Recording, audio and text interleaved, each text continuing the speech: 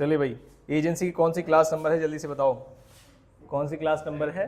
होनी तो आज थर्ड थी, लेकिन आज मजबूरी में कौन सी क्लास है, सेकंड, क्योंकि कल कौन कौन से बच्चे धोखा दे गए थे, 1 2, क्यों? मंदिर सुबह से शाम तक मंदिर। आप? हाँ जी, काम था, चलो कोई बात नहीं। अच्छा, अभी पूजा करके आए हो सुबह? नहीं ना, मतलब पूरे साल नहीं करेंगे। मंदिर रोज आते हो? ये तो बहुत अच्छी बात है यार, भगवान कुछ अकल दे नहीं रहे क्या? चलो, अपॉइंटमेंट ऑफ अथॉरिटी ये सब हमने कर लिया था इसके अंदर।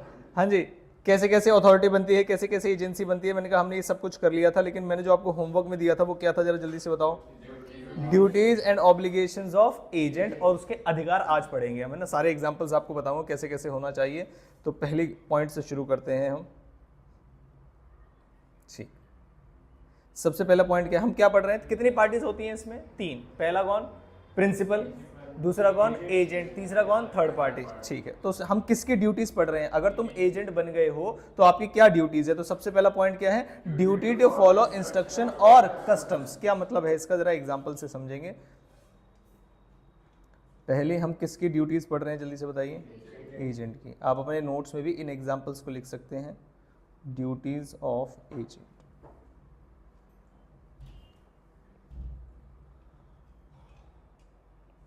अगर एजेंट अपनी ड्यूटी पूरी ना करे तो बताइए उससे आने वाले नुकसान की भरपाई कौन करेगा, एजेंट। कैसे, जरा ध्यान से, हमने क्या बोला था, कौन सा पॉइंट था पहला वाला, ड्यूटी टू फॉलो इंस्ट्रक्शंस। या तो फॉलो करोगे आप इंस्ट्रक्शंस को या फिर आप कस्टम्स को। पहले जो मैं एग्जांपल दे रहा हूँ वो दे रहा हूँ आपको इंस्ट्रक्शंस का। क्या इंस्ट्रक्शन है, जरा ध्यान से देखिएगा। मान लीजिए मुझे ऐसा लगता है कि बहुत सारे बच्चे जो हैं मुंबई में और बहुत सारे बच्चे जो हैं वेस्ट बंगाल में स्टूडेंट हैं हमारे, ठीक है। ये 2 स्टेट्स हैं जिसमें जब से मैक्सिमम स्टूडेंट्स हैं हमारे। तो मैंने क्या किया, मैंने कहा इन दोनों स्टेट्स के लिए एक एजेंट अपॉइंट कर दिया, वही यहाँ से देख रेख कर रहा है और एक ही सिटी से बैठ के वो काम कर रहा है। मान लीजिए मैंने कहा इसका नाम राम है, ठीक है। मैंने राम को इंस्ट्रक्शंस दी हैं, ध्यान से समझिएगा, इंस्ट्रक्शंस दी हैं कि जैसे ही बच्चों की फीस रिसिप्ट होती है आपको जिस भी अकाउंट में, ध्यान से समझना,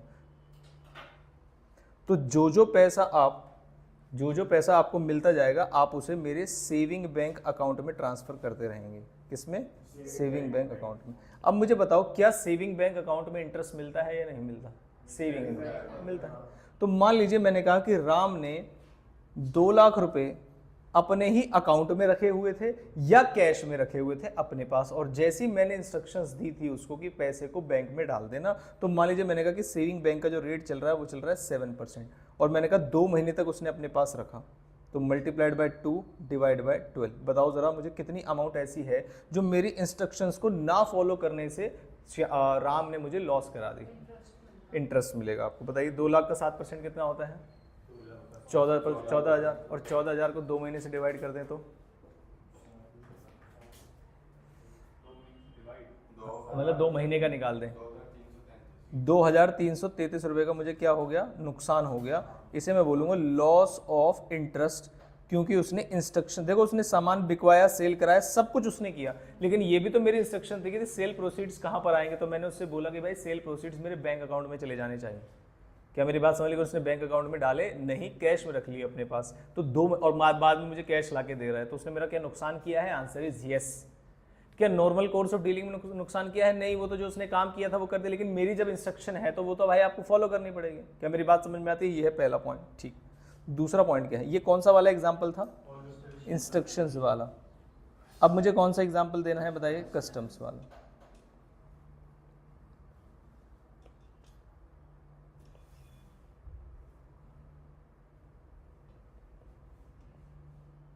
मान लीजिए हम प्रॉपर्टी डीलिंग के प्रोफेशन में हैं, ठीक है, बिजनेस में है, प्रॉपर्टी डीलिंग के बिजनेस में। प्रॉपर्टी डीलिंग के बिजनेस में दुबई में, ध्यान से समझना, दुबई में ये कस्टम है कि जब जब आप किसी भी एजेंट को दुबई में अपॉइंट करते हैं और कभी भी वो आपकी प्रॉपर्टी सेल करा देता है, तो प्रॉपर्टी सेल कराते ही, प्रॉपर्टी जैसे ही सेल होगी और सेल प्रोसीड्स इसके पास आएगी तो उसमें ये कस्टम है, ऐसा ट्रेडिशन है कि आप उस पैसे को फिक्स डिपॉजिट में डाल देते हैं। ऐसा वहां के सभी एजेंट करते हैं। क्या मेरी बात समझ में आई है? तो क्या इस वाले एजेंट को, मैंने कहा मोहन को, जिसको मैंने दुबई में अपॉइंट किया है, क्या उसको भी ऐसा ही करना चाहिए था? Answer is yes. ये तो पहला एग्जांपल। अगर उसने नहीं किया, 4 महीने तक मेरा पैसा उसके पास रहा, उसने नॉर्मल सेविंग बैंक अकाउंट में डाल दिया। किसमें? Saving bank. अब नॉर्मल सेविंग में और फिक्स डिपॉजिट में डिफरेंस था। मान लीजिए मैंने कहा सेविंग पे जो रेट था, सेविंग का जो रेट था वो था 7% और जो फिक्स डिपॉजिट पे रेट था वो था 12%। तो जो लॉस है इंटरेस्ट का, loss of interest at the rate कितना? 5% का, वो कौन बियर करेगा? कस्टम समझ में आया आपको? दूसरा मान लीजिए मैंने कहा ये तो अजीब सा कस्टम लग रहा है। दूसरा एग्जांपल ये हो सकता है कि मान लीजिए एक जगह पर गुड्स जो है, जो एजेंट्स हैं, वो जितनी भी कार की सेल होती है, कार का एजेंट मैंने बनाया और जितनी भी सेल होती है उसमें कभी भी उधार पे नहीं बेचा जाता। सेकेंड हैंड मैंने कार का बिजनेस किया, मैंने एक एजेंट अपॉइंट किया और मैंने कहा भाई आप मेरी कार सेल कराओगे अपने स्टेट में? उसने कहा मैं करा दूंगा। और उस स्टेट में ऐसा कस्टमर ट्रेडिशन है कि लोग पैसे देके भाग जाते हैं, ज़्यादा चांसेस ऐसे हैं। तो जितने भी एजेंट है वो एक पॉलिसी रखते हैं कि कैश में ही डील, कैश का इन द सेंस कि मतलब कोई भी उधार में डील नहीं करेगा। ऐसा वहां पर किया जाता है। क्या मेरी बात समझ में आती है? लेकिन मेरा वाला जो एजेंट है उसने अपने किसी नोन को कह लीजिए या किसी भी व्यक्ति को उधार में car they the second hand. क्या मेरी बात समझ में आती है? अब उधार में कार दे दी 2 महीने के लिए, तो मेरा पैसा कितने महीने बाद आएगा? 2 महीने। एक तो उसका ब्याज, पहली चीज। दूसरी चीज, अगर नुकसान हो गया, मान लीजिए पैसे लेके भाग गया, तो कौन भरेगा? एजेंट। हम एजेंट के राइट्स पढ़ रहे हैं, एजेंट की ड्यूटी पढ़ रहे हैं? ड्यूटी पढ़ रहे हैं। तो पहली ड्यूटी ये है, एजेंट जैसा जैसा प्रिंसिपल ने कहा है आप वैसी वैसी बात मानेंगे। समझ में आ गया? या तो स्पेसिफिक इंस्ट्रक्शंस होनी चाहिए या फिर क्या होना चाहिए? कस्टम होना। क्या मेरी बात समझ में आती है? पक्की बात है? ठीक। सेकेंड पॉइंट, क्या हम चला लें अभी एसी या पंखा? कुछ गर्मी से लग रही है, पंखा ही चला दो थोड़ा सा, ठीक है ना? किसकी तबीयत खराब है? आपकी? आपकी है? बंद क्यों हुआ है? अच्छा, अचानक से सर्दी लगने लगी तो उसे टेम्परेचर बढ़ा देते। चलो कोई नहीं, अभी ठीक है, अब आराम है, लेकिन मेरे तक तो दे ही नहीं रहा। चलो, duty of reasonable care and skill. मान लीजिए रीजनेबल केयर एंड स्किल का क्या मतलब होता है कि गुड्स की कैसे रीजनेबल केयर करनी चाहिए, जैसे as a man of ordinary prudence would do in his own case. ऐसे हमने एग्जांपल्स पढ़े हुए हैं। मैंने कहा ठीक है, जरा देखते हैं।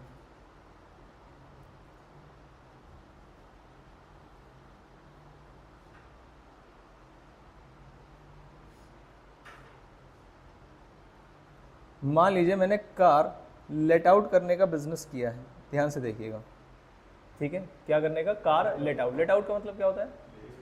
नहीं, लेट आउट का मतलब होता है रेंट पर देना। लेट आउट वर्ड का मतलब क्या होता है? रेंट। रेंट आउट नहीं, लेट आउट होना। इंग्लिश को मत सुधारिए किसी और की, हाँ, इंग्लिश की गलती नहीं है, ठीक है? चलिए,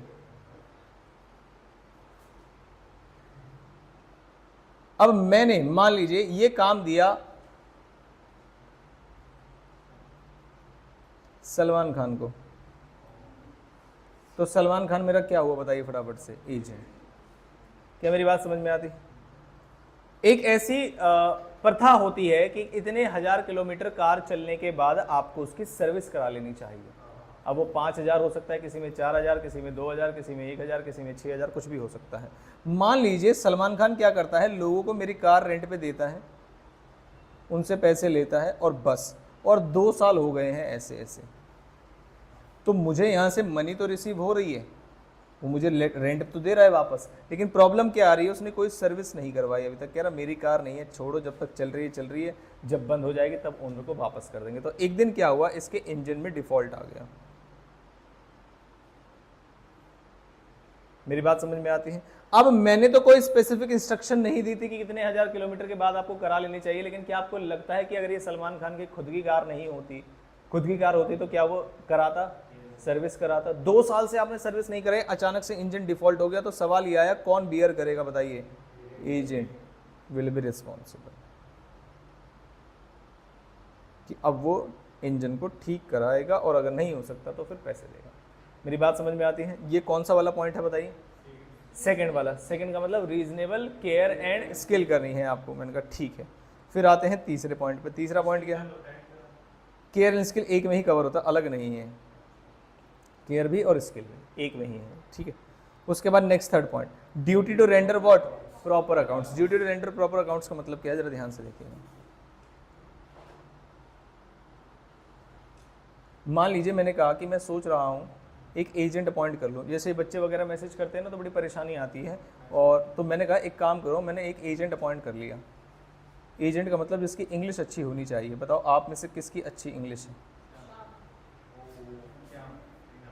मतलब अच्छी का मतलब ठीक ठाक है, रिस्पॉन्ड भी कर देते हो, कोई दिक्कत वाली बात नहीं है, आपकी हैं और मैसेज पे ही बात करें। तो मैंने कहा चलो सिम्मी को अपॉइंट करता हूँ, तो मैंने सिम्मी को अपॉइंट कर लिया एजेंट। मैंने सिम्मी को अपना व्हाट्सअप का एक्सेस दिया, सिम्मी से बोला अपना बैंक अकाउंट नंबर दो मुझे। दोनों चीज़ें आप जब भी कोई कस्टमर पे करने के लिए बोलेगा तो आप अपने बैंक अकाउंट में ले लोगे उस अमाउंट को। मेरी बात समझ में आती है? हम पॉइंट कौन सा पढ़ रहे हैं? प्रॉपर अकाउंट्स, ठीक है। अब मैंने कहा जैसे मान लीजिए मैंने इनको ऑथराइजेशन दी है, इनको एज ए एजेंट अपॉइंट किया है, ताकि आप ऑनलाइन से जो भी स्टूडेंट पेमेंट करेगा, कोर्स लेगा, उसका मुझे हिसाब किताब दोगे या नहीं दोगे? आप बताइए। एजेंट का मतलब क्या है? हिसाब किताब देना। अब मैंने कहा सिम्मी आपने हिसाब किताब नहीं दिया। सिम्मी बोल रहे नहीं सर मैंने आपको 60,000 रुपये ट्रांसफ़र कर दिए हैं और 4 कोर्स बिके, या मैंने कहा मान लीजिए 12 कोर्स बिके हैं और इंटर के बिके हैं। क्या आपको लगता है ये रेंडरिंग ऑफ प्रॉपर अकाउंट्स है? बताओ क्यों? क्या क्या होना चाहिए था ये बताइए। डिटेल्स बता होनी चाहिए। किस किस चीज़ की? बच्चे का नाम क्या है पहली चीज़, कौन सी तारीख को, कौन सा कोर्स। अब इंटर के अंदर भी तो बहुत सारे कोर्स है। जैसे मान लीजिए मैंने कहा कि रुक जाओ एक चीज़ दिखाता हूँ आपको। जैसे मान लीजिए मैंने कहा कि एक लिस्ट है, इस लिस्ट में क्या लिखा हुआ है ये बताइए।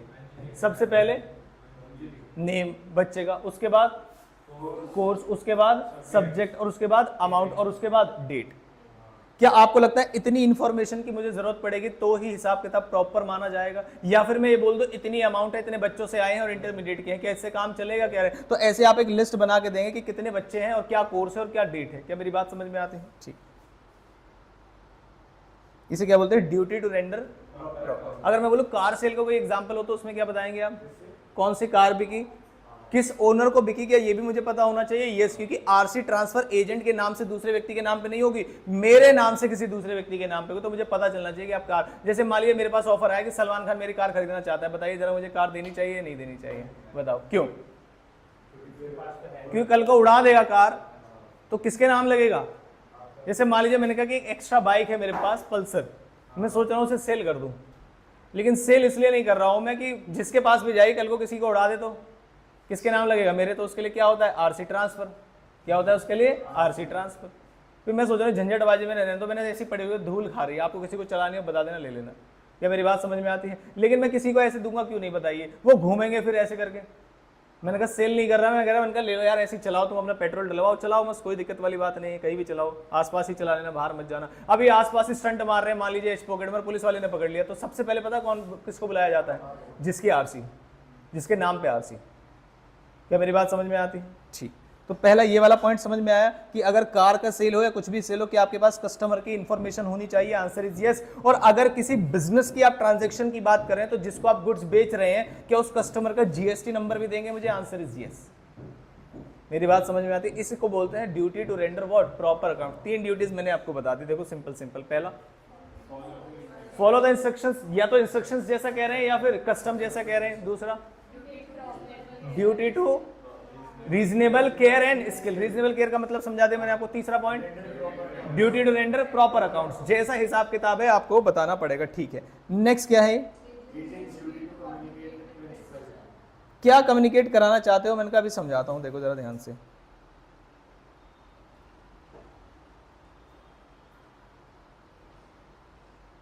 मान लीजिए ऊपर वाले एग्जाम्पल में ही सिम्मी को कुछ प्रॉब्लम आई, सिम्मी एजेंट है और सिम्मी को क्या प्रॉब्लम आई जरा ध्यान से देखिएगा।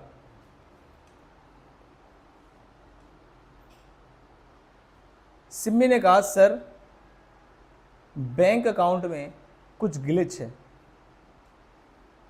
ठीक है, ग्लिच का मतलब क्या है? ये बोल रहे हैं कि बच्चे कह रहे हैं कि हमारे यहां से पेमेंट हो गई है लेकिन पेमेंट नहीं हुई है।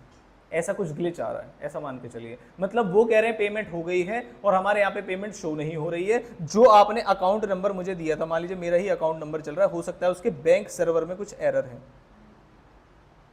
बैंक सर्वर में क्या है? एरर। अगर कोई भी डिफिकल्टी वाली बात है सिम्मी को, तो सिम्मी को क्या करना चाहिए?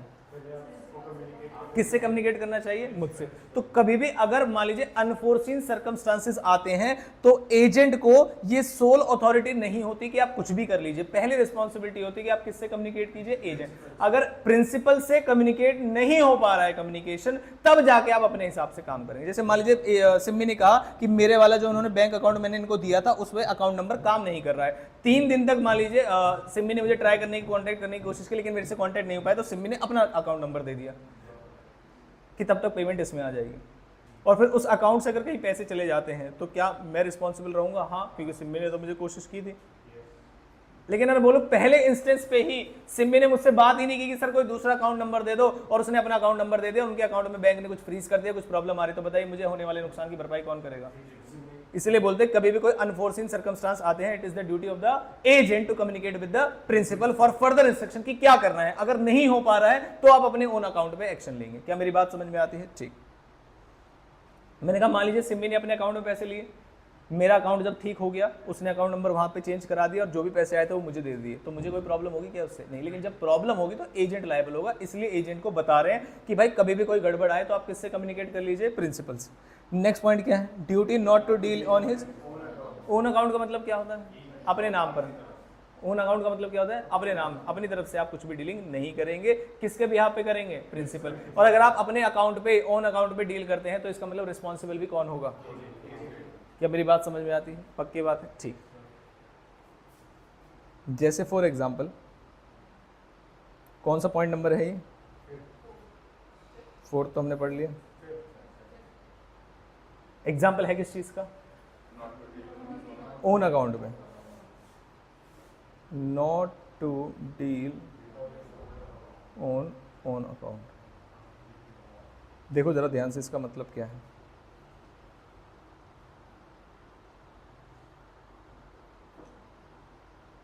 एक प्रिंसिपल है, उसने अपने एजेंट से बोला, जैसे मान लीजिए मैंने श्याम से बोला कि श्याम अपने गांव में कुछ प्रॉपर्टी खरीदो, मैं प्रॉपर्टी में इन्वेस्ट करने में इंटरेस्टेड हूँ आपके गांव में, ठीक है। मुझे पता चला वहाँ से कोई हाईवे निकल रहा है, तो आप मेरे बिहाफ पे वहाँ पर क्या करिए? प्रॉपर्टी परचेज करिए। हालांकि मेरा प्रॉपर्टी में 1% भी इंटरेस्ट नहीं है, लेकिन एग्जाम्पल बनाना पड़ेगा। क्या मेरी बात समझ में आती है? ठीक है। प्रॉपर्टी परचेज करने के लिए मैंने श्याम को इंस्ट्रक्शन दी। किसके बिहाफ पे परचेज करेगा? किसके बिहाफ पे? मेरे बिहाफ पे, मेरे नाम पे परचेज करेगा। लेकिन प्रॉब्लम क्या हुई यहाँ पर, जरा ध्यान से देखिएगा। जब श्याम अपने यहाँ के लोगों के साथ, अपने गांव वाले विलेजर्स के साथ अपने कॉन्ट्रैक्ट कर रहे थे, तो श्याम को लगा कि ऐसा होना चाहिए, कि लगना चाहिए कि मैं प्रॉपर्टी खरीद रहा हूँ। इससे क्या होगा कि गांव में रेपुटेशन बढ़ेगी कि देखो उनका बच्चा पहले दिल्ली गया, अब दिल्ली से आया और गाँव में देखो कितनी ज़मीन खरीद ली है उससे। क्या मेरी बात समझ में? तो श्याम की कुछ ये इंटेंशन थी, इसलिए श्याम ने डिस्क्लोज नहीं किया कि प्रिंसिपल के बिहाफ पे मैं परचेज कर रहा हूं, और इसने ऐसा कहा कि मैं ओन अकाउंट में डील कर रहा हूं। मतलब पेमेंट कौन करेगा? श्याम करेगा। कल को अगर प्रॉपर्टी से रिलेटेड कोई भी डिस्प्यूट हो जाता है, बताइए उसके लिए मैं लायबल या श्याम लायबल? श्याम लायबल। लेकिन अगर श्याम ने काम सही किया होता, एक अच्छा प्रॉपर्टी डीलर ढूंढ के सही तरीके से एक अच्छा गुडविल वाला प्रॉपर्टी दी होती और उसके बाद कोई डिस्प्यूट होता, तो कौन लायबल होता? प्रिंसिपल। लेकिन अगर श्याम मुझे बिना बताए अपने ओन अकाउंट पे डील कर रहा है, तो कल को कोई गड़बड़ होगी तो उसके लिए कौन लायबल होगा? श्याम। क्या मेरी बात समझ में आती है? तो ये आपकी ड्यूटी है कि अपने ओन अकाउंट पे डील करना चाहिए, नहीं करना चाहिए। 5 पॉइंट हो गए हैं। पहला पॉइंट बताइए। सबसे पहले ड्यूटी टू फॉलो इंस्ट्रक्शंस, जैसी दी है या फिर कस्टम्स में। दूसरा क्या है? Duty to care and skill, ध्यान रखना है। आगे रेंडर प्रॉपर, हिसाब किताब भी देना है। उसके बाद चौथा point, communicate with principal in case of any need और एनी अनफोर्सीन सर्कमस्टांसेस। और next, not to deal on his own account. 5 point समझ में आए? लॉजिक समझ में आया? एग्जाम्पल समझ में आया? ठीक। वो कहते हैं अगर ऐसा करता है तो क्या करेगा? तो प्रिंसिपल क्या कर देगा? बताइए। रेपुडिएट का मतलब क्या है? वो कॉन्ट्रैक्ट को क्या कर सकता है? रिसाइन कर सकता है। और कोई भी बेनिफिट अगर लिया है श्याम ने मेरे नाम पर, तो उसको कौन क्लेम करेगा? मैं क्लेम करूँ। 2 ही चीजें। श्याम ने अपने नाम पे डील किया, मुझे धोखा दिया, पहली बात तो कॉन्ट्रैक्ट कैंसिल, और जब तक तुमने मान लीजिए कोई कमीशन या एक्स्ट्रा प्रॉफिट कमा रखा है तो वो मैं लूंगा। क्या मेरी बात समझ में? इसलिए मना कर रहे हैं, ऐसा मत करना। एग्जांपल्स पढ़ेंगे इनके सारे बाद में। Duty to not to make secret profit, क्या मतलब होता है जरा ध्यान से देखिए। सीक्रेट प्रॉफिट्स वर्ड का क्या मतलब है यहाँ पर?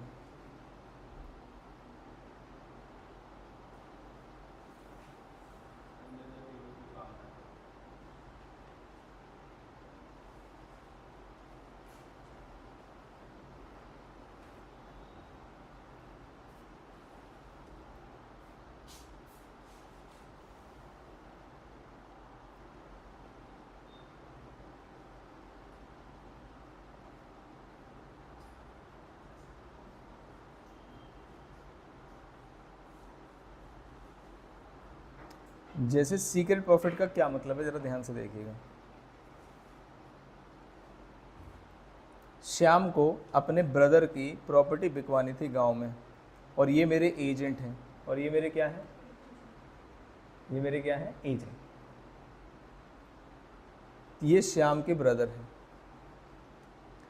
इनका कोई प्लॉट है या लैंड है जिसकी जो मार्केट वैल्यू है वो मान लीजिए मैंने कहा 10 लाख रुपए है, ठीक है, फेयर मार्केट वैल्यू जो बिक जाना चाहिए।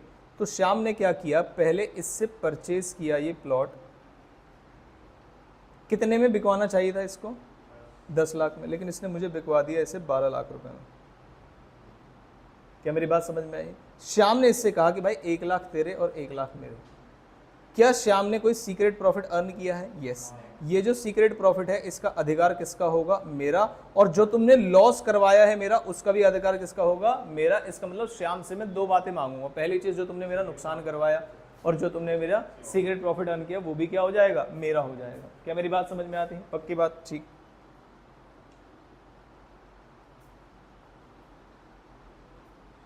नेक्स्ट पॉइंट क्या है? सब कुछ अगर नहीं पता चला तो कोई दिक्कत वाली बात नहीं, कैसी भी दिक्कत वाली बात नहीं। अगर कुछ पता ही ना चले तो फिर क्या प्रॉब्लम है? ऐसे तो आपने 4 मर्डर किए हुए हैं, आप फिर भी क्लास में पढ़ रहे हैं, बताओ क्यों? पता नहीं चल रहा ना। मेरी बात समझ। आप सबको अपने घर में क्यों रहने दिया जा रहा है? क्योंकि आपके बारे में पता ही नहीं है। सही कह रहा हूँ, गलत कह रहा हूँ? जिस दिन सारी बातें जो पता चल गई आपके बारे में कि आपको घर में रहने दिया जाएगा, नहीं, शांति से तो नहीं रहने दिया जाएगा मेरे हिसाब से। कूट के कुछ ना कुछ तो दिक्कतें होंगी। मेरी बात समझ। तो दुनिया पता है किस पे चल रही है? मान लिया जाएगा कि पता है। ठीक। तो duty not to delegate. Duty not to delegate का मतलब भाई मैंने काम तुमको दिया है, पहली बात तो तुम काम किसी और को नहीं दोगे, अपना वाला। अपना काम कराने के लिए आप सब एजेंट को अपॉइंट कर सकते हो, लेकिन उससे मेरा कोई नाता तो नहीं है। सब एजेंट अगर कोई गड़बड़ करेगा तो याद करो उसके लिए कौन लायबल होता है? एजेंट। तो इसलिए ड्यूटीज में बता रहे हैं कि एजेंट भाई अपना काम किसी और से मत कराना। Duty not to delegate. और अगर आप किसी और को काम डेलीगेट कर देते हो तो उसने अगर कुछ गड़बड़ कर दी, देखो आप कुछ गड़बड़ करते तो उसके लिए कौन लायबल होता है? प्रिंसिपल। लेकिन अगर आप किसी को डेलीगेट कर रहे हो काम को, वो आपका बन जाएगा सब एजेंट। क्या बन जाएगा? वो सब एजेंट। और उसके लिए कौन लायबल होगा? आप खुद। इसलिए ड्यूटीज में आपको बता रहे हैं कि भाई ऐसा मत करना। समझ में आया? एग्जाम्पल बताऊं? एग्जाम्पल बताऊं? ठीक। पॉइंट नंबर कौन सा है? 7। किस चीज की ड्यूटी है? Duty not to delegate. काम को आगे फर्दर डेलीगेट ना करें, ये आपकी ड्यूटी। ठीक।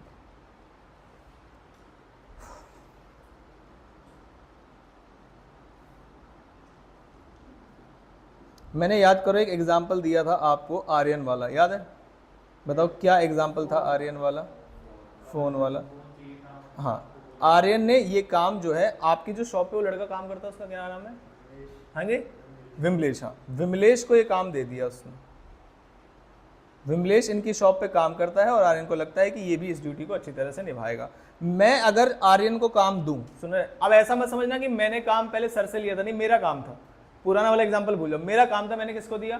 आर्यन को। आर्यन ने काम किसको दे दिया? विमलेश को। मैंने कहा अगर आर्यन पे मैंने भरोसा कर कोई उसे इंस्ट्रक्शन दी है मोबाइल बाय करने की, और अगर आर्यन ही बाय करता, लेकिन इंटेंशनली नहीं, अनजाने में उसने गलत फोन बाय कर लिया होता, रॉन्ग, मेरी स्पेसिफिकेशन पे काम नहीं आ रहा लेकिन इसको लग रहा था कि काम आएगा, तो क्या आर्यन लायबल होगा? Answer is no. आर्यन ने as a man of ordinary prudence would do in his own case, इतने फीचर्स के साथ जो ढूंढा, अच्छा नहीं निकला, फोन हीट हो जाता है, उसमें आर्यन की गलती है क्या? नहीं। वो तो बेस्ट से बेस्ट फोन मान लीजिए उसने सर्च किया, ऑनलाइन सर्च किया, फिर दुकान वालों से बात की तब खरीदा। तो अगर आर्यन से कोई गलती हो जाती है तो कौन लायबल होगा? मैं। लेकिन मान लीजिए विमलेश से कोई गलती हो जाती है और बाद में मुझे पता चलता है कि ये काम आर्यन ने नहीं किया है, किसने किया है? विमलेश ने। तो आपको मैंने पढ़ा रखा है कि विमलेश कौन सा एजेंट बन गया आपका, बताइए? सब एजेंट। और विमलेश के एक्ट के लिए कौन लायबल होगा? आर्यन लायबल होगा। क्या मेरी बात समझ? इसलिए आपको ड्यूटीज में समझा रहे हैं आप कि चाहे विमलेश से जानबूझकर गलती हुई हो या अनजाने में गलती हुई हो, एजेंट फंसोगे आप। इसलिए हम आपको ड्यूटीज में समझा रहे हैं कि भाई अपना काम आप खुद करना। क्या मेरी बात समझ में आती है? जैसे मान लीजिए मैंने कहा कि सर ने मुझे बोला है कि आपको लॉ पढ़ानी है, मैंने किसी एजेंट को अपॉइंट कर लिया, मैंने कहा मेरी जगह 1 महीने एक चैप्टर या एक सब्जेक्ट या कुछ भी जो है ये पढ़ाएगा। अगर वो सही पढ़ा देता है तो कोई प्रॉब्लम वाली बात नहीं है। लेकिन अगर मान लीजिए उसने गलत पढ़ाया और कल को बच्चे कंप्लेन करने लगे तो क्या होगा? बताइए कौन लायबल? मैं लायबल। क्या मेरी बात समझ में? इसलिए एजेंट को बोल, अच्छा मान लीजिए मैंने पढ़ाया गलत पढ़ाया, क्या मुझे कौन लायबल होगा? सर लायबल होंगे, मैं थोड़ी लायबल होऊंगा, मैं तो एजेंट हूं। क्या मेरी बात समझ में आती है? ठीक है, पॉइंट नंबर कौन सा है? 7। श्याम समझ में आया आपको? राइट है ये डेलीगेट ना करने का, हम उसे समझा, राइट तो है उसका। एजेंट के पास ये राइट है कि उसे जो भी काम मिला है उसे क्या कर सकता है? डेलीगेट कर सकता है। लेकिन ड्यूटी में हम समझा रहे हैं कि भाई ऐसा करना मत। क्या मेरी बात समझ में आती है? ठीक। जैसे मान लीजिए मैंने कहा कि बच्चे के पास हाथ में फोन दे दिया तो उसका राइट है वो कैसा भी इस्तेमाल कर सकता है। क्या मेरी बात समझ में आती है? लेकिन ड्यूटी क्या है कि उसे पॉजिटिव तरीके से ज्यादा इस्तेमाल करें। ठीक है, तो पढ़िए जरा 8 पॉइंट, एजेंट्स ड्यूटी टू पे सम रिसीव्ड फॉर। इसका मतलब पढ़ के बताइए क्या लिखा हुआ है। जो भी एजेंट को पैसे मिले हैं किसके बिहाफ पे, उसे इंस्ट्रक्शंस दी जा रही हैं कि भाई इसे रेमिट कर देना, यानी कि पहुंचा देना किसके पास? प्रिंसिपल। इसीलिए तो मिले हैं आपको। इसका कोई एग्जांपल दूं? समझ में आ गया? आ गया तो simple. Duty not to use any confidential information received in the course of agency against the. इसका क्या मतलब है बताइए? ये वाला बताओ, बताओ।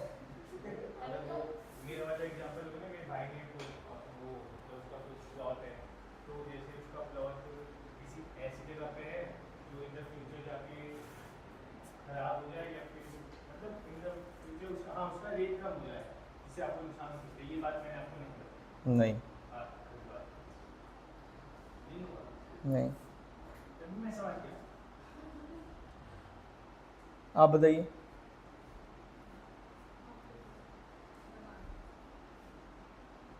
पहले मैं एक एग्जांपल दूं, फिर इस पॉइंट के एग्जांपल आप बनाएंगे। पूरी क्लास में देखो मैंने आपसे बोला नहीं कि आपको एग्जांपल बना के दो, तो मैं एक एग्जांपल बना रहा हूं, फिर आप बनाएंगे। बहुत दिन हो गए आपसे एग्जांपल नहीं पूछे मैंने। ठीक है, 1 मिनट, पहले एक एग्जांपल मुझे बताने दो।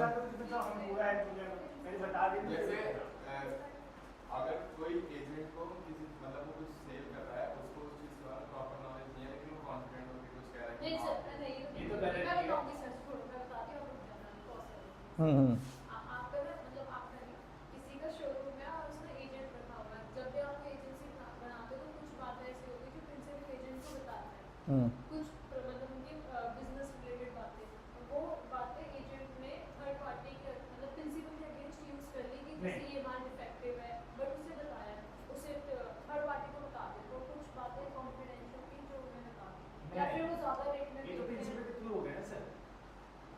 आप बताओ, आपके गांव का क्या नाम था? मोती मोतीहारी को सुनिए जरा। मैंने श्याम को इन्फॉर्मेशन दी, जरा ध्यान से समझिएगा, फिर आप बनाएंगे सारे एग्जाम्पल। मैंने श्याम को इन्फॉर्मेशन दी कि एक गवर्नमेंट का प्रोजेक्ट है जो मोतीहारी में पास होने वाला है, और जैसे ही गवर्नमेंट का प्रोजेक्ट पास होगा वहाँ के जो प्रॉपर्टी के दाम है वो अचानक से 3-4 गुना हो जाएंगे। तो आप अभी जाओ और मेरे लिए 10 एकड़ लैंड खरीद के आओ। मेरे लिए खरीदनी है इसको। मैंने श्याम को ये काम दिया है। श्याम अपने गांव में गया, लेकिन श्याम को बस अपने भाई जो कि वहाँ प्रॉपर्टी डीलिंग का काम करता है उसे क्या बताना चाहिए था? बताइए कि 10 एकड़ की जमीन खरीदनी है। क्या पूरी बात बतानी चाहिए थी? Answer is no. तो अगर मान लीजिए श्याम ने जानबूझकर ऐसी कोई इन्फॉर्मेशन है जो कॉन्फिडेंशियल है, जो कि प्रिंसिपल और एजेंट के बीच में ही रहनी चाहिए, अगर वो इन्फॉर्मेशन किससे शेयर कर दी है? थर्ड पार्टी से, तो उससे होने वाले कोई भी जो नुकसान होंगे वो कौन बियर करेगा? फिर एजेंट। भाई अपने एजेंट को, आपका एग्जांपल जो अपना एजेंट है उसको तो हम बताएंगे ही ना काम किस लिए कर। भाई एजेंट मेरे से पूछे सर ऐसा क्यों कर रहे हो, और मैंने उसे बताया, एजेंट बोल रहा है कि आप ऐसा क्यों कर रहे हैं, तो मैंने उसे बताया कि ऐसा इसलिए कर रहे हैं। अगर नहीं बताया होता तो फिर ये पॉइंट बनता ही नहीं है। अगर नहीं बताया होता, मैंने कहा भाई 10 एकड़ लैंड कर, तो कोई कॉन्फिडेंशियल इन्फॉर्मेशन है ही नहीं। क्या मेरी बात समझ में? लेकिन कॉन्फिडेंशियल इन्फॉर्मेशन ये थी कि मैंने श्याम को बताया कि भाई अब गवर्नमेंट का प्रोजेक्ट आने, उसने मुझसे पूछा सर क्यों खरीद रहे हो, बेकार जगह है। मैंने कहा यार प्रोजेक्ट आने वाला, तुम खरीदो, आपका कमीशन है 5% का, तो मैं आपसे फ्री में तो नहीं करा रहा। जब आप 10 एकड़ लैंड खरीदोगे मैं आपको 5% का कमीशन दूंगा। लेकिन श्याम ने क्या किया, आप वहां के प्रॉपर्टी डीलर से पैसे लिए कि मैं आपको एक ऐसी इन्फॉर्मेशन दूंगा जिससे आपकी जो कीमत है वो 3 गुना आप पैसा कमा सकते हैं, और ये इन्फॉर्मेशन लोगों से शेयर करके 10-10 लाख रुपए लिए इससे। क्या मेरी बात समझ में आती है? तो ये एजेंट की ड्यूटी है। क्या है? ये एजेंट की ड्यूटी है क्या करने की? कॉन्फिडेंशियल इंफॉर्मेशन को शेयर ना करने। मेरी एग्जांपल समझ में है? अब आप मुझे एग्जांपल बताइए। मेरा थोड़ा पॉइंट अलग है एग्जांपल। ये जैसे आपने कमीशन दे दी थी शाम को, ठीक है, जो थर्ड पार्टी थी उसका भी एक था कि आपने प्रॉपर्टी दिखवाओगे तो मैं आपको कमीशन दूंगा 5%। जो शाम को थर्ड पार्टी से कमीशन मिला है, अब वो बाइंड है आपको दे देंगे? जी हाँ, इसी को बोलते हैं duty to not to make secret profits. मैंने श्याम को एजेंट बनाया और श्याम से कहा भाई मुझे प्रॉपर्टी खरीदवाओ। क्या मेरी बात समझ में आती है? और श्याम ने जिसकी प्रॉपर्टी सेल कराई है उससे भी कमीशन ली है, उसकी प्रॉपर्टी सेल कराने के लिए और मुझे खरीदवाने के लिए। लेकिन पहले एजेंट किसका बना था? मेरा।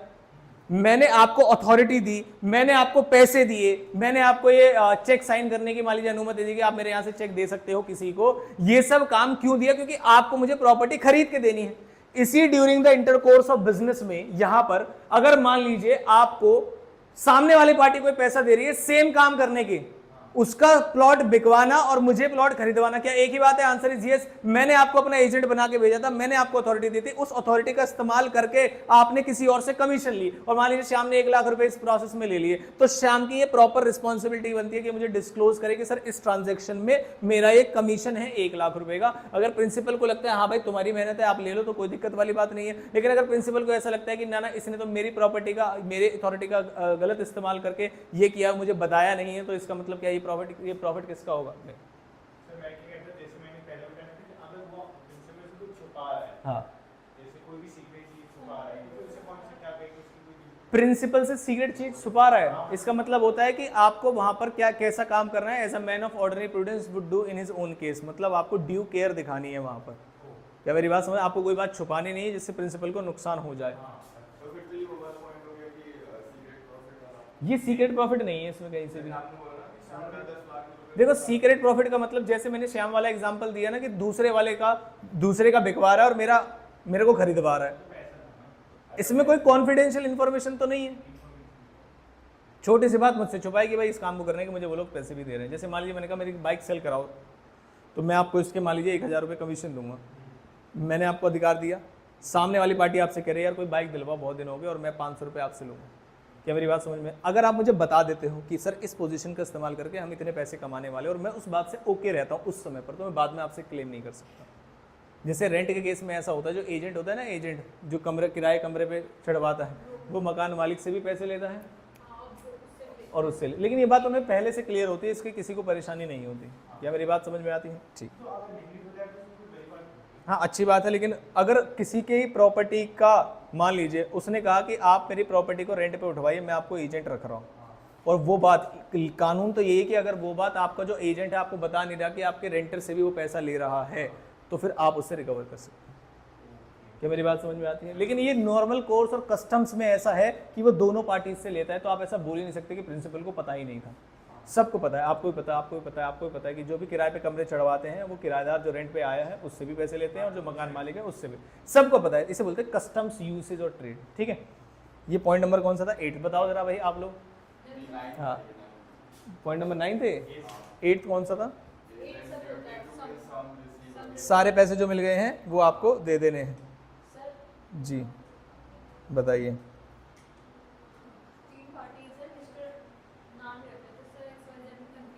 ABC, राम श्याम मोहन। ठीक है, ठीक है।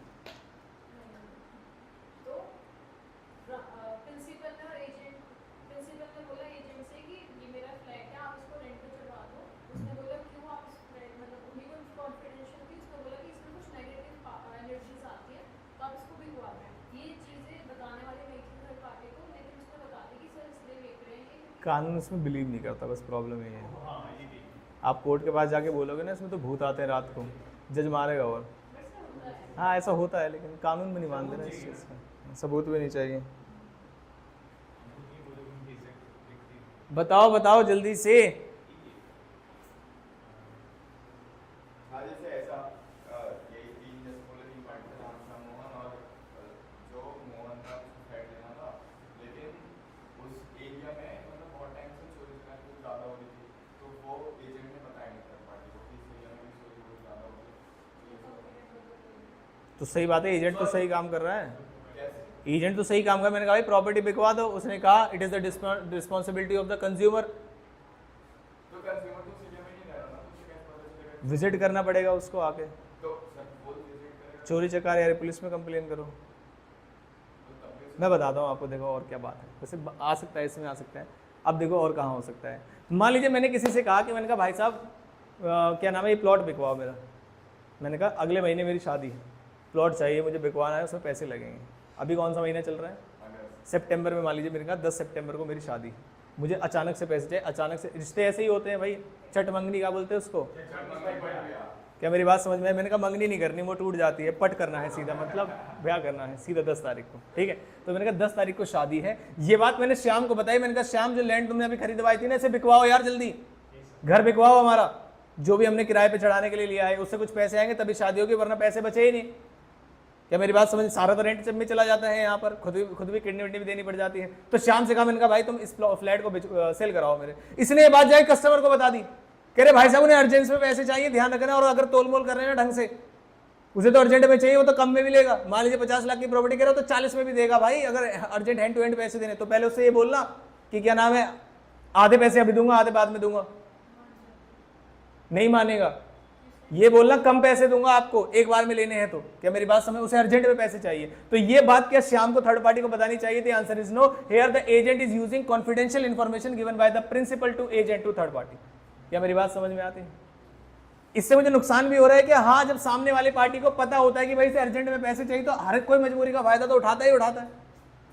उसकी जेब में भी पैसे रखे तब भी कहेगा यार 50 लाख तो मेरे पास नहीं है, इधर उधर से कर्जा वर्जा करके लाऊंगा, फिर ब्याज भी देना पड़ेगा, 5 लाख रुपए कम करो तब तो मैं इधर उधर से काम करूं। आप भी जानते हो इस चीज़ को कि जब मजबूरी में इंसान होता है तो ये काम होता है। क्या मेरी बात समझ में आती है? पक्की बात है। और कोई एग्जाम्पल दो जी। हाँ जी, हाँ बिल्कुल बताऊंगा।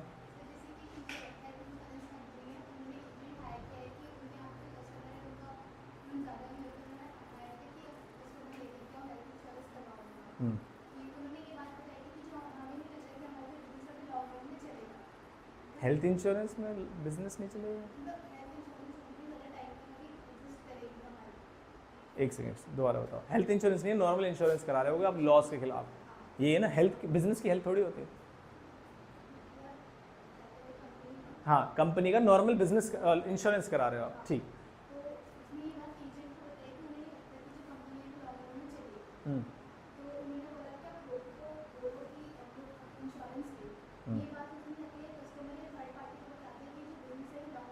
कंसिस्टेंसी जो प्रिंसिपल होता है ब्रोक होने वाला है तो ना, कंसिस्टेंसी। गोइंग कंसर्न सुना है? गोइंग कंसर्न के बारे में अकाउंटिंग प्रिंसिपल्स नहीं पढ़े? Going concern, prudence. प्रूडेंस क्या होता है? Provide for all possible future losses but do not provide for profits और गेन। इसलिए प्रोविजन फॉर बैड डेट्स बनता है, लेकिन प्रोविजन फॉर इनकम नहीं बनता कभी भी। हाँ, क्योंकि और दूसरा गोइंग कंसर्न पे चलता है। किस पे चलता है? जैसे मान लीजिए कोई कार आपने खरीदी तो उसे पीएनएल में दिखाते हो, इसके डेप्रिसिएशन दिखाते हो। क्यों? क्योंकि गोइंग कंसर्न का कंसेप्ट है कि भाई 1 साल नहीं चलेगी, 1 से ज़्यादा चलेगी, और बिजनेस भी 1 साल से ज़्यादा। बिल्कुल ठीक है। तो उन्होंने कहा यही बात जाके एजेंट ने सामने वाली पार्टी को बता दी कि ये बंद होने वाला है, तो उनके पास नेगोशिएशन पावर बढ़ जाती है ना, वो नेगोशिएट अच्छा कर सकते हैं। और कोई पॉइंट?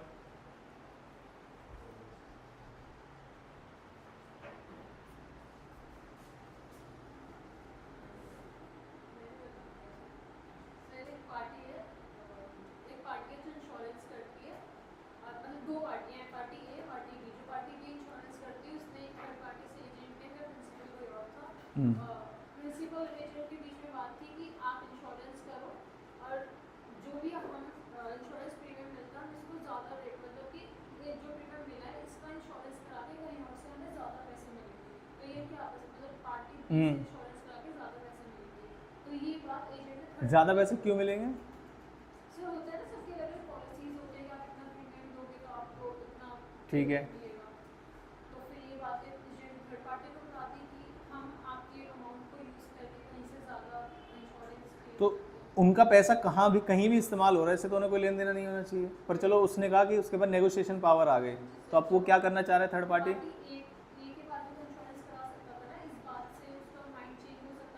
ठीक है, ये ऐसा बताता हूँ मैं आपको। देखो इंश्योरेंस करने वाला एक एजेंट आया मेरे घर पे, उसने मुझे बता दिया कि भाई आज कंपनी को कम से कम 100 एजेंट इंश्योरेंस करने ही करने हैं किसी भी हालत तक। वो मेरे घर रात को 11 बजे बैठा और उसने कहा अभी तक 99 हुए और आज करने ही करनी है कंपनी को, वरना कोई बड़ा कॉन्ट्रैक्ट उनके हाथ से चला जाएगा तो मेरी टर्म्स बदल जाएंगे। क्या मेरी बात समझ में आई? मैं अपनी टर्म्स पे चलाने की कोशिश करूँगा। क्या ये एजेंट की रिस्पॉन्सिबिलिटी होती है कि कोई कॉन्फिडेंशियल इन्फॉर्मेशन शेयर करे? No, it is not. It is the duty of the principal not to share any confidential knowledge of principal to the third party. I hope point समझ में आ गया है, पक्की बात है? ठीक, 9.7। हाँ जी, क्या गया? ओ नहीं, मैंने अभी इसमें काम को दिया तो मैंने वो पूछा खाने में क्या क्या है पार्टी है ना। अभी हमने क्या पढ़ा? ड्यूटीज पढ़ी, ड्यूटीज पढ़ी या राइट्स पढ़े? ड्यूटीज पढ़ी। मैंने कहा ड्यूटीज तो हमने पढ़ ली है, लेकिन इसकी ये ना याद करने के लिए आपको कहीं ना कहीं लिखी होनी चाहिए एक साथ। क्या मेरी बात समझ में? तो क्या आप वो लिख लोगे एक बार, जैसे मैं बनाता हूँ कोई लॉजिक बना के, मैं बना के दूं? जल्दी बताओ, पक्की बात है? मुझे याद करके सुना दोगे 9 के 9 पॉइंट्स, कोई ना कोई बेस बनाना अच्छा सा, ठीक है? बहुत बढ़िया। नेक्स्ट हम पॉइंट्स में आते हैं। मैंने कहा तुम्हें क्या लगता है बस ड्यूटीज होती हैं? राइट्स भी होते हैं, एजेंट के अधिकार भी होते हैं। मैंने कहा अच्छा, एजेंट के अधिकार हैं। सबसे पहले एजेंट का राइट क्या है? Right to retain out of sum received on principal's account. क्या इसका मतलब बता सकते हैं आप? बिल्कुल भी नहीं। हाँ बताओ, पढ़ो मतलब। जो प्रिंसिपल के अकाउंट मतलब प्रिंसिपल के बिहाफ पे एजेंट को मिले हैं मतलब पैसे जो भी, तो वो रिटेन कर सकता है थर्ड पार्टी से, मतलब प्रिंसिपल के बिहाफ। थर्ड पार्टी नहीं तो दिए हैं, हाँ तो उससे ले सकता है ना, ले लिए हैं, उसके बाद का राइट है। तो रिटेन कर सकता है। क्यों? प्रिंसिपल को देने नहीं है? अभी वो पढ़ा नहीं था आपने? अभी पढ़ा नहीं था क्या? प्रिंसिपल को पैसे देने होते जो भी मिला होता है ड्यूटी में। इधर सुनो, वो ड्यूटी मेरी राइट है। वो ड्यूटी है ना कि आपको पैसे देने हैं किसी को। प्रिंसिपल के पैसे आते, प्रिंसिपल के पैसे दे देना। अब तुम कह रहे रिटेन करने ला, तो ऐसे दो कॉन्ट्राडिक्टिंग राइट्स कैसे हो सकते हैं? मैं बताता हूं आपको। ड्यूटी क्या लिखा हुआ है? टू, देखो जरा ध्यान से, right to retain. Right to retain word का क्या मतलब होता है? जरा ध्यान से सुनेंगे सारे बच्चे। लियन मत लगाओ, रिटेन वर्ड का मतलब अमाउंट से है। यहाँ पर लियन वाला अलग राइट है इसमें भी। यहाँ पर अमाउंट की बात की जा रही है। Right to retain what? Amount. मान लीजिए प्रिंसिपल ने एजेंट को इंस्ट्रक्शन दी कि ये प्रॉपर्टी आप सेल कराएंगे कम से कम कितने में? 10 लाख रुपए में। कितने में? 10 लाख। और आपको कमीशन मिलेगा 10% का, तो कितने लाख का कमीशन मिलेगा? 1 लाख। तो it is the right of the agent to retain commission amount from the amount received from the third party. अपना जो भी पैसा बनता है उसे रिटेन करो और बाकी का पैसा उसे दो। अगर प्रिंसिपल कह रहा है ये पकड़ो अपने 1 लाख का चेक, लाओ मेरे 10 लाख रुपए, तो 10 लाख वापस करो। काट के दे सकते हैं आप, ये अधिकार है आपका। क्या मेरी बात समझ में आई? मैंने कहा सिर्फ पैसा ही काट सकते हैं क्या? उन्होंने कहा ना ना अभी रुक जाओ। मैंने कहा मान लीजिए वो जो व्यक्ति है वो पैसे देने में बड़ी आनाकानी कर रहा था, उसके इंसॉल्वेंसी का काम चल रहा था। मैंने इंसॉल्वेंसी वाले को मान लीजिए कुछ एक्सपेंस दिए, मैंने कहा भाई हमारा नाम थोड़ा आगे लगाओ, रिश्वत नहीं दी, लीगली तरीके से काम कराया। तो मान लीजिए मेरा कोई एक्सपेंस था, मैंने वो किया है इस अमाउंट को रियलाइज करने के लिए, मैंने उसकी रजिस्ट्रेशन फीस पे की है उसके बिहाफ पे। रजिस्ट्रेशन फीस का जो अमाउंट है, रजिस्ट्रेशन जो फीस है सेल पे, वो अचानक से 5% से 10% हो गया। और प्रिंसिपल ने मुझे मान लीजिए 5% दिए थे, तो मैंने आधा 50,000 रुपए ऐसे इस्तेमाल किए। तो टोटल मिला के मेरा क्लेम बनता कितने का है? 2 लाख का। 10 लाख में से, हाँ जी 0.5 लाख।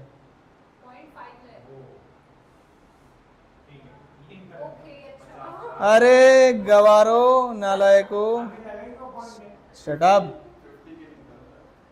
10 लाख, 1 लाख, 50,000। अरे तुम डॉट से नहीं समझे नालायको। नहीं, 2 अलग अलग थे। एक्सपेंस के तो अभी तक मैंने हटाए नहीं है। देखो चलो कितनी अमाउंट बच गई जल्दी से बताओ। 8 लाख। तो रिटेन करने की बात किसको लेके कही जा रही है, 10 लाख को या 8 लाख को, 2 लाख को? क्या मेरी बात समझ में आती है? ये अधिकार है किसका, एजेंट का, कि अपना जो भी सम ड्यू है उसे रिटेन करके बाकी का पैसा वो रेमिट कर सकता है। पहला राइट समझ में आया आपको? दूसरे राइट पे आते हैं भाई, पैसे उसके दो। अब मैंने कहा मान लीजिए आपने पूरे 10 लाख रुपए उसे लौटा दिए, अब प्रिंसिपल पैसे नहीं दे रहा है, तो क्या आपका अधिकार है उससे पैसे रिकवर करने का? Yes, right to remuneration. लेकिन आप तो कहते थे नो कंसिडरेशन नो कॉन्ट्रैक्ट में एजेंसी आता है, पैसे क्यों लेगा फिर एजेंट? वो तो जब कोई काम कराते हैं उसका कमीशन लेगा ना, जब अपॉइंट करने के पैसे नहीं होते। एजेंट बनने के कोई पैसे नहीं होते, लेकिन जब काम हो गया है उसके तो पैसे मिलते हैं। ठीक, नेक्स्ट क्या लिखा हुआ है, agent liens on principal property. Principal की कोई भी प्रॉपर्टी मेरे पास रखी हुई है, ठीक है, मान लीजिए मैंने कहा कि प्रिंसिपल ने बोला था मेरे लिए कोई कार खरीदो सेकंड हैंड, मैंने BMW उसके लिए कार खरीदी, सारी चीज़ें टर्म्स बिल्कुल हिसाब से थी। अब मैंने कहा भाई साहब मेरे पैसे, आपने कहा था कि 50,000 का कमीशन दोगे आप कोई भी कार में, अगर मैं आपको अच्छी सी परचेज करके दूंगा, तो वो कह रहा अभी नहीं दे रहा मैं पैसे, बाद में दूंगा। कार किसके पास है, एजेंट के पास। कार किसके पास है, एजेंट के पास। तो क्या एजेंट उस कार को रिटेन रख सकता है तब तक जब तक वो पैसे ना दे दे? हाँ, it is the right of the किसकी, एजेंट की, to put lien on principal's property. Lien का मतलब, अरे भाई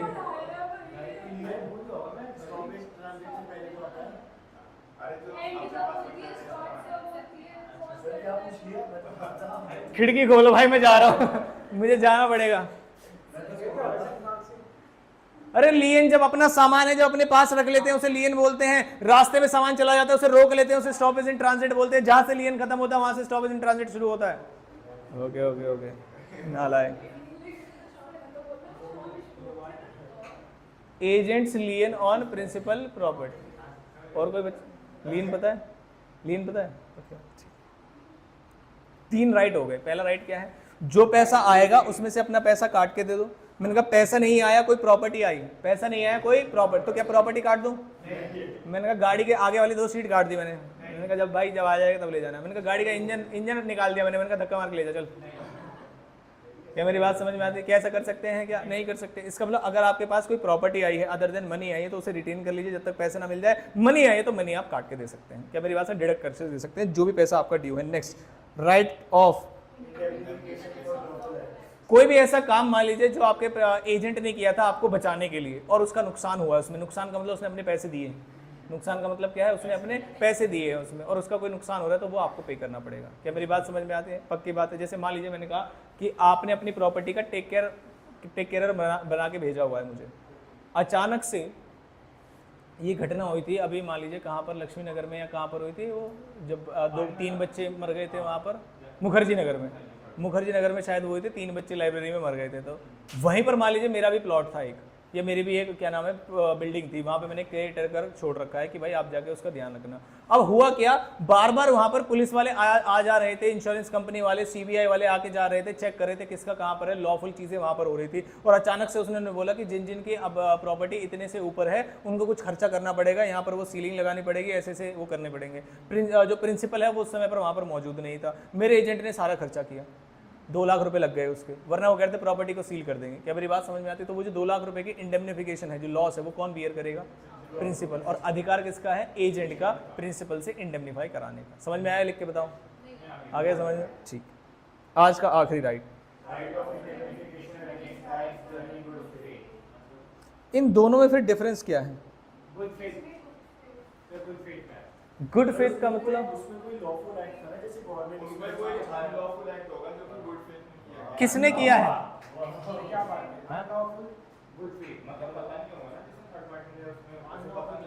बता दो, देखो सुनो सुनो सुनो, मेरी प्रॉपर्टी पे, इधर सुनना, मेरी प्रॉपर्टी पे फेक गवर्नमेंट ऑफिशियल बन के आए,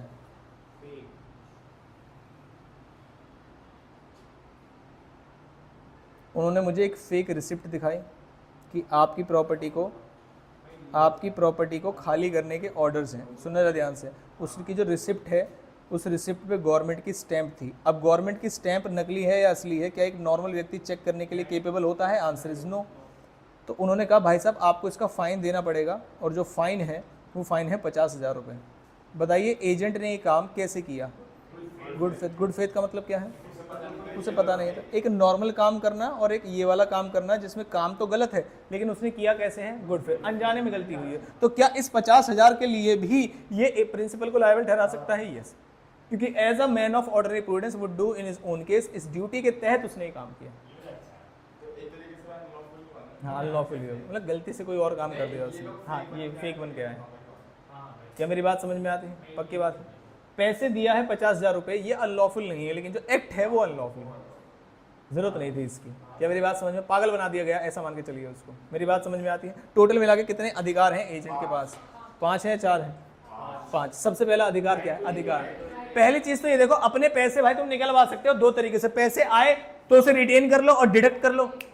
क्या मेरी बात समझ में आती है? और दूसरा पॉइंट, राइट टू रेम्युनरेशन नहीं, दूसरा पॉइंट ये है कि राइट टू लियन, ऐसे बताना है।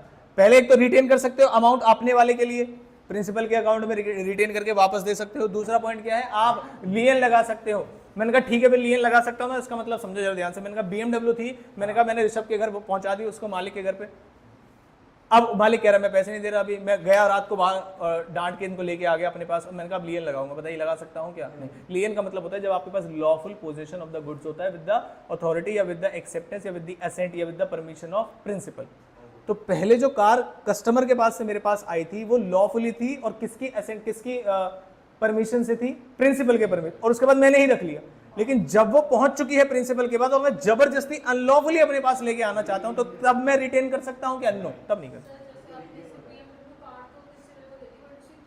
की मेरे पास, तो मैं रिटेन कर सकता हूं उसको, कोई दिक्कत वाली बात नहीं। क्या मेरी बात समझ में आती है? और उसमें ये भी नहीं बोल सकता हूं कि क्या नाम है कि ये वाली जो कार है, कह रहा मैं दूसरी चाबी बनवा लूँगा, इतनी आसानी से बनती भी नहीं है। पर अच्छा एक एग्जांपल आता है कि अंबानी के पास, कि अंबानी कितने अमीर है। अंबानी बहुत अमीर है, बहुत ज़्यादा अमीर है। उन्होंने कहा कोई एग्जांपल दो कि अंबानी कितने अमीर हैं। तो एक गाड़ी थी, वो अपने गाँव में घूमने जा रहे थे, ठीक है। एक गाड़ी थी, BMW की ही कार थी, उनका फेवरेट मॉडल था वो। कोई भी गाड़ी कभी भी खरीद सकते हैं, कोई दिक्कत वाली बात नहीं है, ऐसी सेम ऐसी हो। तो उनकी एक फेवरेट गाड़ी थी। अब वो जो गाड़ी थी उसकी जो चाबियाँ बनती हैं वो विदेश में बनती हैं कहीं। एक ही चाबी है, कंपनी के पास रहती है, विदेश में रहती है। अब उनकी उस गाड़ी में थोड़ी सी प्रॉब्लम हो गई और वो चाबी काम नहीं कर रही थी। क्या काम नहीं कर रही थी? चाबी काम नहीं।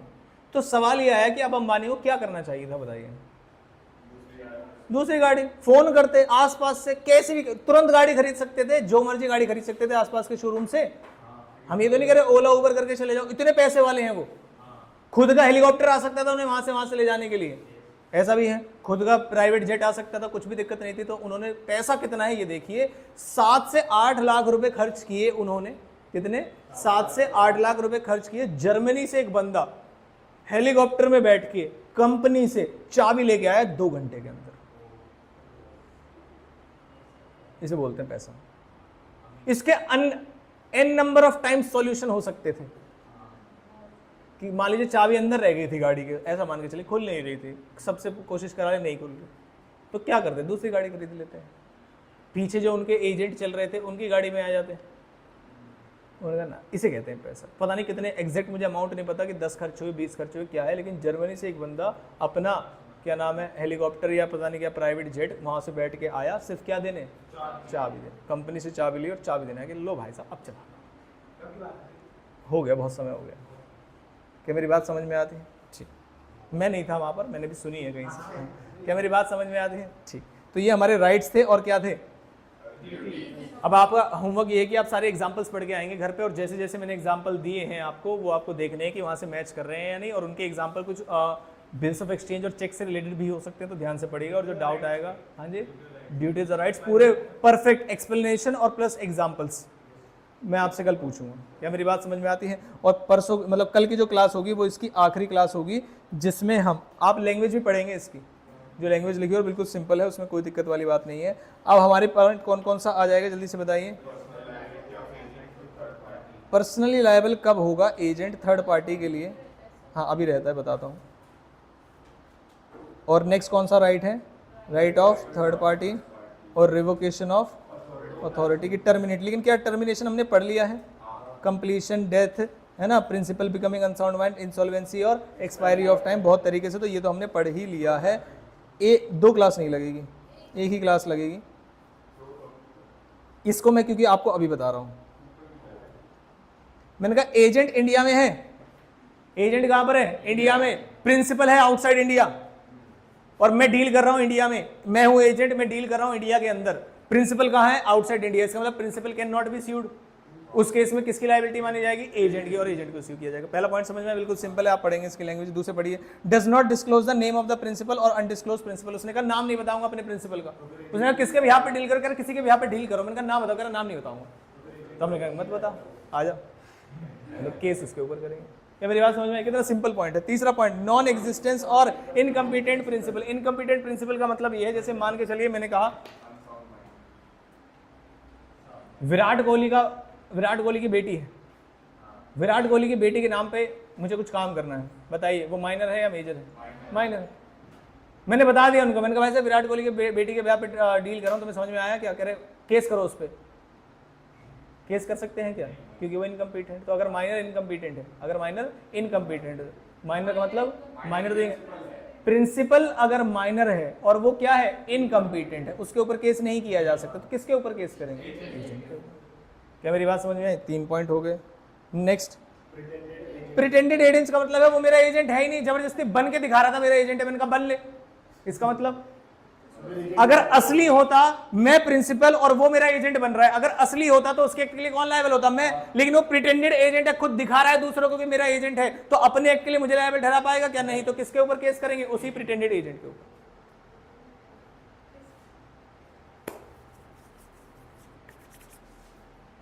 मान लीजिए कोई एजेंट है, मार्केट में चला गया और मेरे नाम पर एलसीडी खरीद रहा है, दिखा रहा है कि मेरे ब्याह पे एक्ट कर रहा है, जबकि मेरा वो एजेंट है ही नहीं। उसने 10 एलसीडी खरीदी। पुलिस जो दुकानदार है वो मेरे ऊपर केस करेगा, उसके ऊपर केस करेगा। क्यों?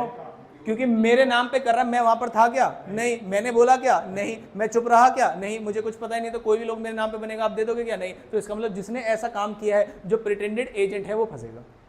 क्या मेरी बात समझ में आती है? ठीक। उसके बाद नेक्स्ट, भाई मैंने कहा था तुम्हें मेरी जो कार है वो तुम्हें कम से कम 10 लाख रुपए में बिकवानी है। कितने रुपए में बिकवानी है? 10 लाख रुपए में। लेकिन आपने 8 लाख में बिकवा दी, तो मैंने आपको मिनिमम अमाउंट दी थी। कितने का नुकसान हुआ? 2 लाख। तो कौन लायबल? Agent personally liable. मैंने कहा आपको मेरी जो प्लॉट परचेज करके देना है आपको कम से कम 20 लाख रुपए का। कितने का? 20 लाख। आपने प्लॉट परचेज करके दिया मुझे 25 लाख का। 5 लाख के लिए कौन लायबल? Agent personal. भाई मैंने तो आपसे कहा था मेरे लिए प्लॉट कितने का खरीदना है? 20। आप कह रहे ना ये बढ़िया रहेगा, आपने 25 लाख का खरीदा। मैंने कहा भाई मैंने तो नहीं बोला था आपको 25 लाख का खरीदने के लिए। तो मैं अगर रेटिफाई कर देता हूं तो मैं लायबल एक्सेप्ट कर ले, और मैं रेटिफाई नहीं करता तो 5 लाख रुपए थर्ड पार्टी किससे लेगी? एजेंट से, पर्सनली आएगा। मेरी बात समझ में आती है? सिंपल पॉइंट से क्या है, खत्म हो गया, और कल 110% खत्म हो जाएगा।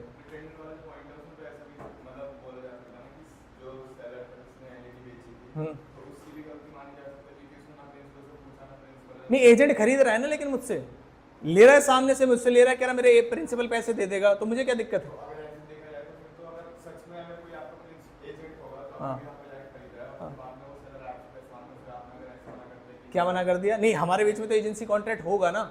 अगर मान लीजिए मेरे पास दुकानदार आएगा कि भाई 10 एलसीडी खरीदी है, मैंने कहा भाई मैंने तो इंस्ट्रक्शन नहीं दी, वो कहेगा दिखाओ एजेंसी कॉन्ट्रैक्ट। मेरे पास है ही नहीं, ना मैंने उसे एजेंट बनाया। लेकिन अगर मैंने उसे बनाया होगा तो उसका प्रूफ होगा। तो पेमेंट मुझे करनी पड़ेगी ना, क्योंकि मैंने बनाया है। जानबूझ के मना कर दे तो फिर प्रूफ के ऊपर हो जाता है सारी बातें। फिर से मैं तो मना कर दूंगा, भाई मेरा तो एजेंट नहीं है, तो फिर प्रूफ देना पड़ेगा, ओरली हुआ था, रिटर्न हुआ था, क्या हुआ था, फिर एजेंट को प्रूफ करना पड़ेगा। क्या मेरी बात समझ में आती है? पक्की बात है, छोड़ सकते हैं यहाँ पर। चलिए, आपको बहुत बहुत धन्यवाद, आपका दिन शुभ हो। हाँ जी, कौन से ऊपर पॉइंट? हाँ, बाकी सब ये मुझे आसान लगा था कि कब